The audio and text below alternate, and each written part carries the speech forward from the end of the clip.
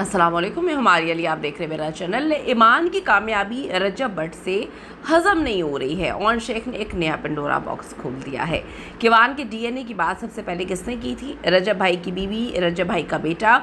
एक के बाद एक पेंतरा जो है वो बदलना शुरू हो गए हैं। बीवी आपकी है और बीवी के साथ साथ वो आपके बेटे की माँ भी है। ओन शेख का रजब भट्ट को लाइव सेशन में खड़ा जवाब कि आपकी बीवी और आपके बेटे के बारे में कोई इतनी गलत बातें बोल रहा है तो आप मेरे साथ मिलकर उसको मुंह तोड़ जवाब दें। अपनी बीवी को आकर ले जाएं, अपने बेटे को अपने पास रखें, ब्लॉगिंग करें, इसमें ज़्यादा मैं खुश हूँ।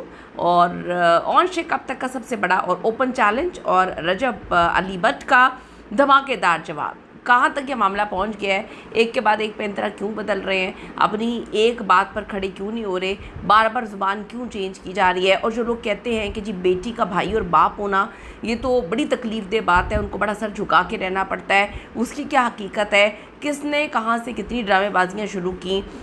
रजब भट्ट इतना बुरा है, उसने चीट किया तो आपकी बहन क्यों उनके साथ रहना चाहती है? ये क्या मामला आते हैं, क्या चीज़ें? आज की वीडियो बड़ी इंपॉर्टेंट होने जा रही है।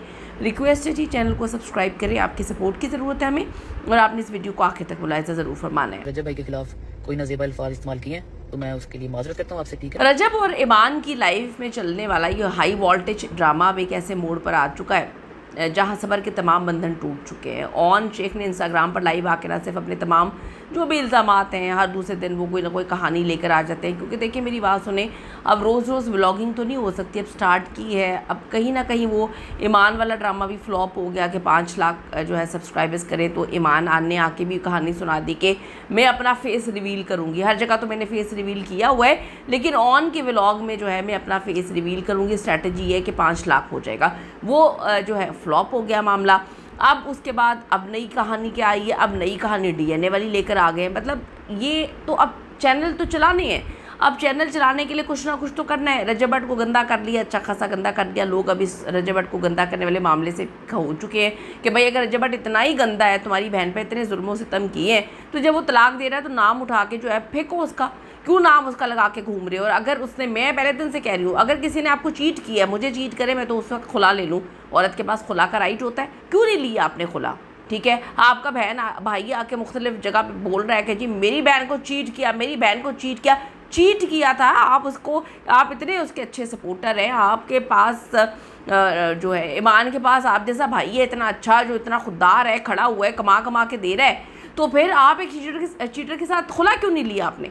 तो अब आप ये देखिए, एक नया तूफ़ान खड़ा कर दिया है इल्ज़ामात, बल्कि रजब भट्ट को एक ऐसी पेशकश कर दी जिसने पूरे सोशल मीडिया को हिला के रख दिया। ये सच है कि रजब भट्ट इस वक्त कोर्ट कचहरी पुलिस स्टेशन के चक्कर भी लगा रहा है और घर के सुख को भी तरस रहा है। हर इंसान ये डिज़र्व करता है जब उसके ऊपर इतने केसेस चल रहे हों। बुरा हालात, हमने बुरे हालात देखे हैं भाई, मैं अंधी नहीं हूँ, आप भी अंधे नहीं हैं।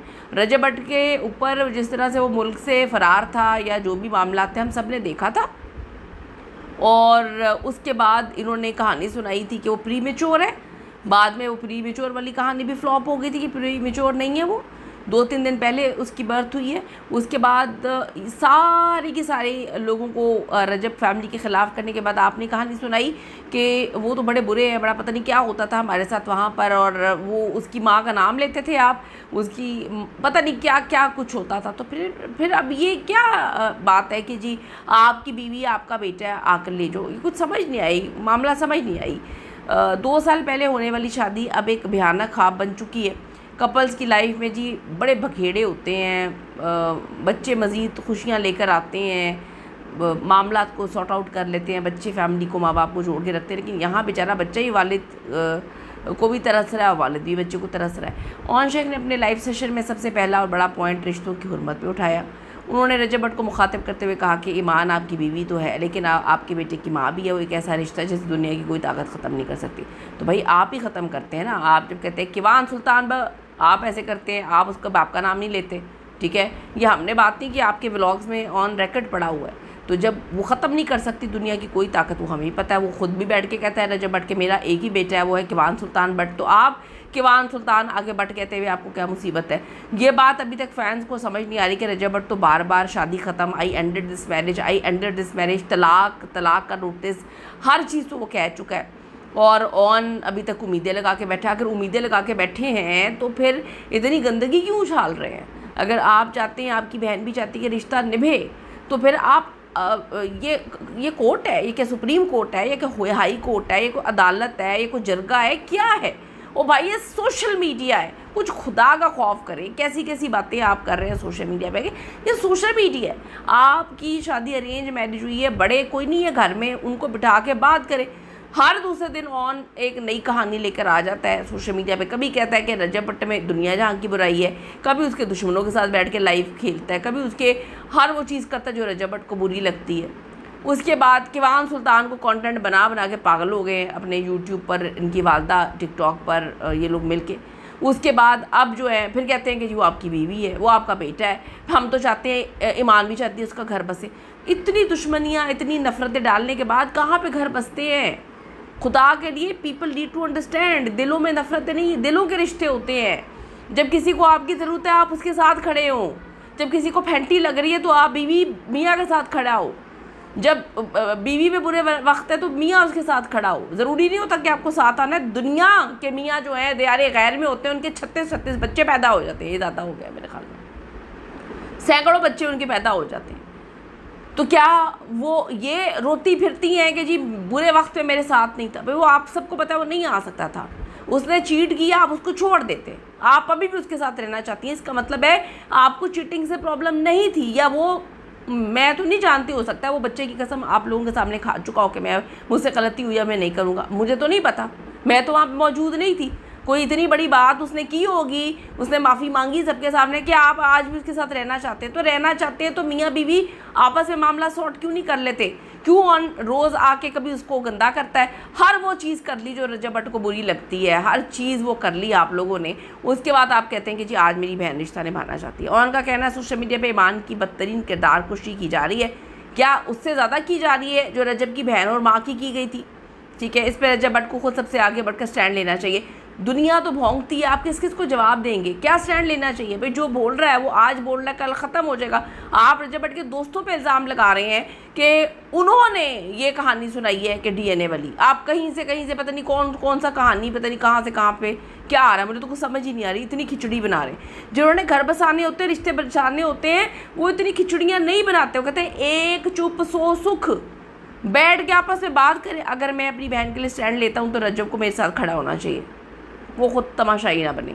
रजब भट्ट ने तो जी ऑन को दिमागी मरीज़ और भांजा फरोश करार दे दी है। ऑन अपनी फैमिली पर होने वाली ट्रोलिंग पर शदीद गुस्से का इजहार कर रहा है कि जी अगर रजब भट्ट अपनी बीवी और बच्चे को के लिए एक बार खड़े हो जाएँ, लोगों को वार्निंग दे दें, ठीक है, तो मुझे लाइव आने की ज़रूरत नहीं है।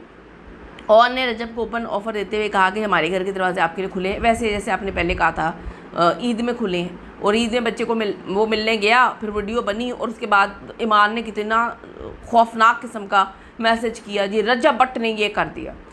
अगर किसी को लगता है मैं ईमान या किवान को अपने व्लॉग के लिए इस्तेमाल कर रहा हूँ तो आप आएँ, अपनी बीवी को ले जाएँ और अपने बेटे को अपने पास रखें, अपने व्लॉग्स में उन्हें दिखाएं। आप ही ने जाके जो है वो रेहान तारिक के प्रोग्राम में कहा था, कहने की ज़रूरत थी, जाने की ज़रूरत थी, ये कहने की क्या ज़रूरत थी कि जी उनको पसंद नहीं है कि मेरी बहन जो है वो मेरे सोशल मीडिया पे है। भाई नहीं पसंद, बहुत सारे मियाँओं को नहीं पसंद होता, बहुत कुछ नहीं पसंद होता।